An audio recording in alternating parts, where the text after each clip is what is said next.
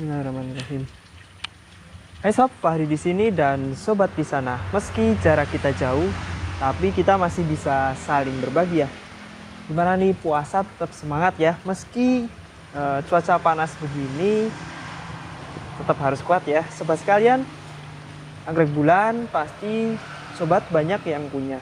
Nah, untuk anggrek bulan ini hitungannya pohonnya masih pendek. Nah, anggrek bulan itu dia termasuk tanaman anggrek kan dibagi ke dua tipe pertumbuhan ya, simpodial dan juga monopodial. Nah, untuk yang monopodial itu tipe pertumbuhannya ke atas terus dan dia juga jarang beranak. Jadi ke atas terus kayak vanda, kemudian anggrek bulan juga termasuk monopodial ya, berbatang satu. Kemudian juga renanthera dia ke atas. Nah, untuk yang simpodial itu biasanya dia merumpun. Dia tumbuhnya hanya mencapai batas tinggi tertentu, contohnya oncidium, kemudian cattleya. Dia tingginya cuma segitu aja, tetapi dia merumpun jadi banyak kayak selogin ya. Nah, untuk yang tipe monopodial seperti anggrek bulan ini, kita bisa perbanyak dengan memotong batangnya. Apalagi kalau anggrek bulan sobat sekalian udah tinggi banget tuh, dan apalagi jarang berbunga atau rusak, mending kita berbanyak aja ya. Anggrek bulan atau Phalaenopsis ketika berbunga sih kita nggak bosan untuk memandangnya. Nah, bagaimana kalau batangnya udah panjang dan juga rusak? Ini contoh punya Fahri rusak karena dimakan bekicot. Nah, mending kita potong-potong, kita perbanyak supaya kita jadi makin banyak koleksinya. Mungkin selama ini sobat anggrek nggak mengira kalau ternyata batang anggrek bulan itu bisa kita potong menjadi beberapa bagian dan nanti akan menghasilkan individu anggrek bulan yang baru. Bagaimana caranya? Ikutin Fahri terus ya.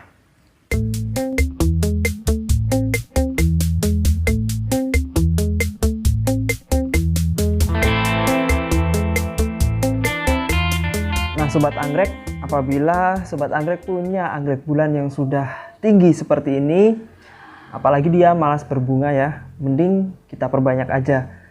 Punya Fahri ini kebetulan kemarin rusak karena dimakan bekicot, jadi tampilannya udah nggak bagus. Jadi mending kita potong, kita berbanyak. Nah, apakah batang atas yang nanti kita potong itu harus udah ada akarnya? Nggak harus ya. Memang lebih bagus apabila batang yang atas itu sudah ada akarnya. Ini contohnya ya. Ini sudah ada akarnya. Ini Phalaenopsis cornucervi, ini termasuk Phalaenopsis spesies ya. Sedangkan yang tadi adalah hybrid. Walaupun ini belum punya akar, tapi nggak masalah, nanti kita tetap bisa potong dan insya Allah nanti tetap keluar akarnya. Nah, bagaimana caranya? Gampang banget.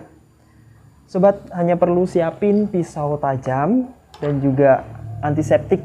Antiseptik bisa diganti dengan betadine ataupun alkohol, disinfektan juga bisa, Clorox. Clorox itu biasanya merek dagangnya adalah Baiklin, itu kandungannya Clorox. Formalin juga bisa. Pokoknya yang biasa untuk disinfektan atau antiseptik bisa digunakan. Bisa juga menggunakan fungisida plus bakterisida. Kali ini Fahri pakai antiseptik ya. Yuk kita langsung praktek. Sobat anggrek, tisu kita basahin dengan antiseptik, kemudian kita oleskan ke pisau ya, supaya pisaunya steril. Kemudian ini bisa kita potong jadi 3 bagian ya. Kita bisa potong jadi 3 bagian. Pertama adalah paling pangkal ya. Jangan lupa untuk berdoa ketika kita memotongnya. Bismillahirrahmanirrahim. Phalaenopsis atau anggrek bulan yang sudah tinggi biasanya agak keras ya. Nah, ini yang paling pangkal. Dan ini bisa jadi 2 lagi. Walaupun dia belum punya akar, tapi nanti lama-kelamaan setelah kita potong, dia akan terangsang untuk keluar akar. Sebenarnya kalau kita kelupas selongsong daunnya, itu sudah ada bintil-bintil calon akar. Nah, ini kita potong lagi jadi 2 ya.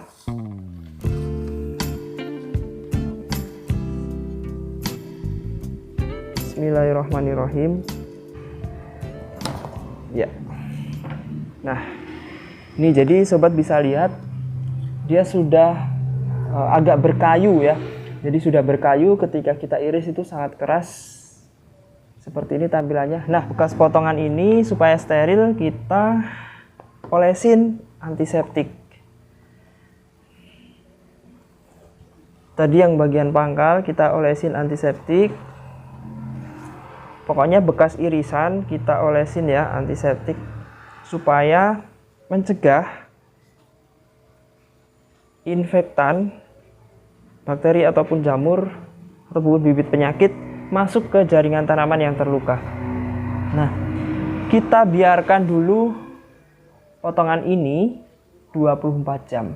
1 kali 24 jam. Kenapa? Supaya potongannya kering dulu, baru besok kita tanam. Yang pangkal itu nggak usah diapa-apain ya, biarkan saja. Sobat anggrek, anggap sudah 1 kali 24 jam ya.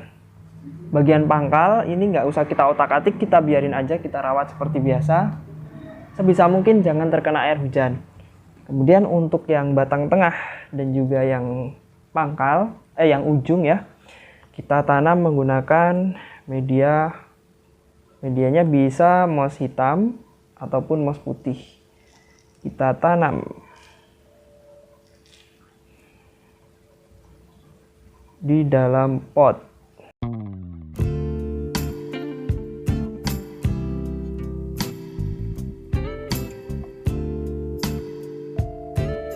Jangan lupa untuk memberikan label tanggal hari ini dan juga jenis Phalaenopsis apa.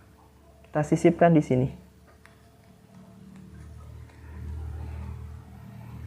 Kemudian sobat juga bisa menanamnya di papan pakis, papan kayu, nggak harus di pot ya. Tapi kali ini Fahri tunjukkan yang nanam di pot aja ya. Karena Fahri tadi nggak sempet nyiapin papan pakis. Kalau misalnya sobat mau tempelin di papan pakis ya tinggal ini ditempel kemudian diikat aja ya.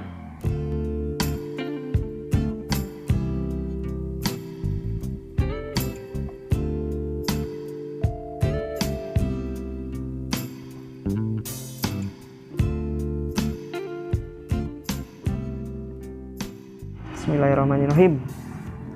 Ya, jadi kita punya 3 Phalaenopsis ya untuk jenis yang sama sekarang. Nah, sebisa mungkin jangan terkena air hujan. Untuk penyiraman cukup 3 hari sekali atau disesuaikan dengan lingkungan sobat sekalian. Sobat bisa menyemprotkan vitamin B1 seminggu 2 kali dan juga hormon seperti sitokinin, giberlin, dan juga auksin minimal 1 minggu 1 kali. Penyiraman disesuaikan dengan lingkungan sobat anggrek sekalian. Cukup mudah ya. Jadi anggrek bulan dia termasuk tipe monopodial yang tumbuhnya ke atas terus, jadi bisa kita perbanyak dengan kita potong-potong seperti Vanda, kemudian Renanthera itu juga satu tipe ya, monopodial. Sobat anggrek, setelah beberapa minggu pangkal yang tadi kita potong ya akan keluar tunas baru seperti ini. Nah, akan keluar tunas baru. Ini baru beberapa minggu. Setelah beberapa bulan, tergantung jenis anggreknya ya, tergantung jenis Phalaenopsisnya, Phalaenopsis apa. Ada yang 1 bulan dia sudah sebesar ini, ada yang sampai 2 bulan, 3 bulan baru sebesar ini. Nah, ini contoh pangkal batang yang batang atas dan tengahnya sudah dipotong. Pangkalnya nanti akan mengeluarkan tunas. Dan tunasnya itu nggak cuma 1 biasanya ya. Kadang bisa 2 bahkan sampai 4 tunas. Nah, dari tunas ini, ketika nanti tunasnya ini sudah berakar, kita juga bisa potel lagi nih. Jadi kita pisah-pisah lagi. Ini tunasnya sudah berakar ya. Nah, ini juga bisa kita perbanyak lagi, kita pisah-pisah lagi. Nah, cukup mudah ya sobat sekalian. Dan untuk Contoh untuk yang batang atas atau ujungnya, dalam beberapa minggu juga biasanya sudah berakar seperti ini. Ini contoh yang Fahri tempelin di papan kulit pinus ya, di papan kulit pinus.